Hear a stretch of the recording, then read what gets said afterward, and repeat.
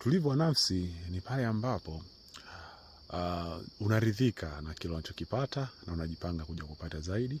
Unachokipata unashukuru, na unachokikosa pia haulalamiki, kwa sababu unajua unakosa labda muda wako bado, labda mipango yako haijakamilika, au kuna kheri unapangiwa kubwa zaidi, au kuna shari ambayo unaepushwa na hicho kitu ambacho unakikosa.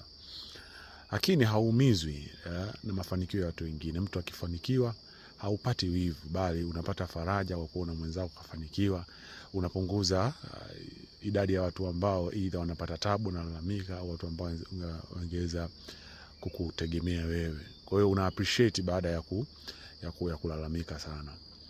Lakini mtu ambaye haupati pressure ya kufanikiwa kwa haraka na kutafuta mbinu ambazo si nzuri ili ufanikiwe, bali unaenda taratibu kwa uhakika na kwa kuhakikisha ya kwamba haujikosei na wala haukosei Muumba wako, haukosei serikali, na wala hauvunji miiko ya maisha yako, na wala haujidhulumu.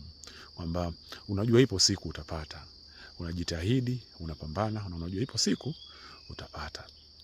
Hata ukiangushwa unainuka, ukilizwa, ukiumizwa, utarudi kuwa imara, na wala haukati tamaa. Na huo ndio utulivu wa nafsi. Na utaupata tu pale ambapo utaridhika na maisha yako, lakini pia hautaigilizia maisha ya watu wengine, hutojilinganisha, hutoshindana na watu wengine, na pia hautokuwa mtu kulalamika, bali mtu kujifunza, kujiimarisha, lakini pia na kushukuru kwa kila kitu na kila nafasi unayoipata.